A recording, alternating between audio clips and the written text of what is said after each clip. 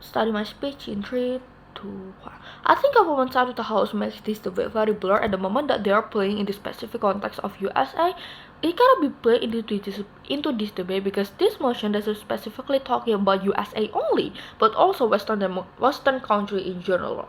Because they don't even bring like the correct definition of what is the Western country, because what they are talking about is federation whatsoever. Let's challenge how the Western democracy is being played out on the opposition side of the house.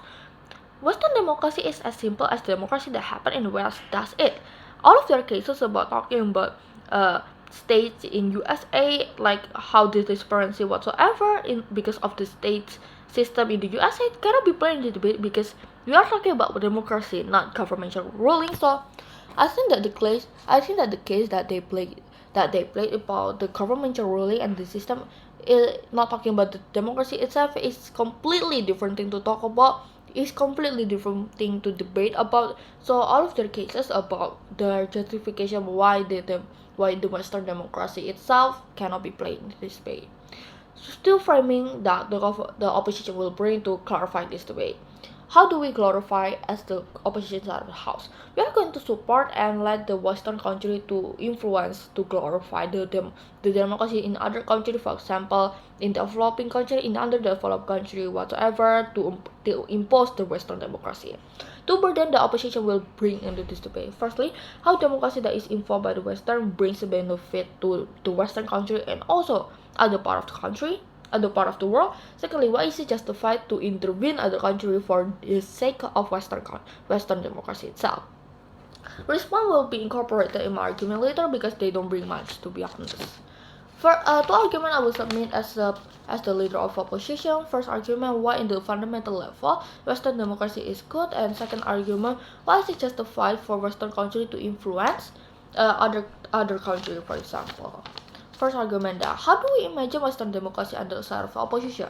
We believe that democracy that happened in the West is a prime example of how countries could thrive under democracy, especially that American and European itself. For clarification, we are not saying that Western democracy is flawless and perfect, they don't have any mistake in that, but compared to other type of governmental, for example, the monarchy and also communist system, the Western democracy is significantly better.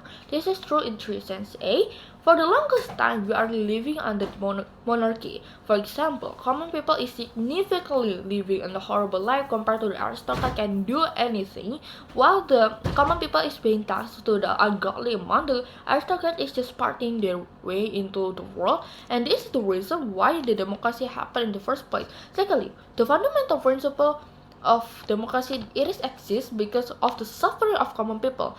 Hence why it needs to be glorified, because the scope of impact is much wider than any type of governmental rules. For example, the communism itself is talking about how to make the people equal, but turns out that the scope of impact is only effective for the rich people can actually afford anything, and it doesn't impact like the lower class people. See, talking about the flaws, like everyone's voice is the same, like the people that is stupid or to have an IQ of 70 with half the same voice with professor is the same. I mean, it is absolutely fine, because in the end of the day, they are still human. They have human rights. They have still the same amount of responsibility and right as a literal Albert Einstein. Compare if we don't glorify it, these people needs are not going to be mad on overall, which is repeating the monarchy scenario that is happening in the in the uh in the fewer days, which is a very horrible thing to say. And why is it important to specifically needs to be Western democracy to be glorified in the world? Because A, democracy exists from there. B, the Western countries take the protection of democracy very seriously, and the democracy itself is very free compared to other parts of the world. Thirdly, the people there is not they are not very afraid to reform them. Who is not afraid to reform? It's the people and the press acting as a counterbalance for whatever the government like mess up whatsoever. So like, if something bad happens in the Western country, the people is not afraid to acting as a counterbalance. For example, the movement, the Black Lives Matter, the feminist movement that happened massively in the Western country. which is very good thing to say because it is the advantages of the democracy itself. And for the way here, in both of the house, Western democracy is still accessible. Which side is better? In government side of the house, the Western democracy is not going to working properly or working efficiently because it is not going to continue to be glorified, which means that people are going to overlook about the Western democracy that is very protected. But in our side of the house, the essence and the fundamental of democracy are run as it is intended to be because the archetype of democracy in the West is being compared to the other part of the world. For example, the democracy in Indonesia being compared to the democracy in the West, which makes the development of democracy in various parts of the world to be constantly developing and developing. Second argument then.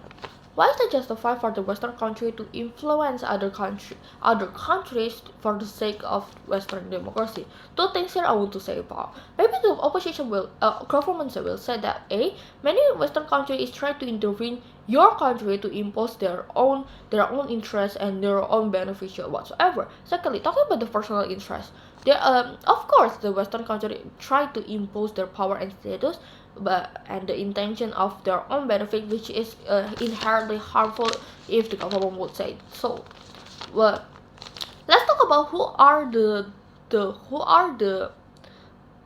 Western country itself. Western country is a superpower country that has a lot of capital.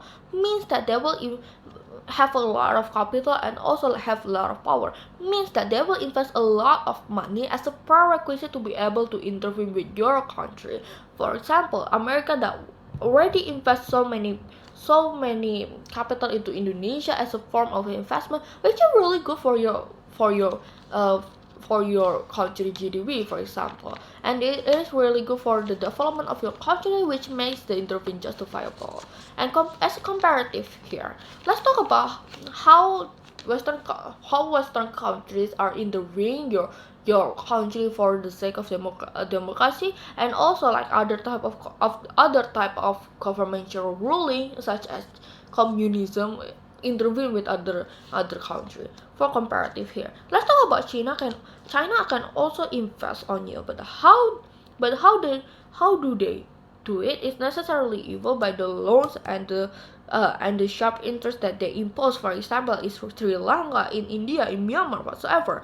Compared to the Western country that doesn't expect a high return that is burdening to you, comparative here, notice how the Western country is usually only put investment into and doesn't expect like a really high return, for example, which is in comparative is much more better than China that is trying to impose, for example, communism in you, but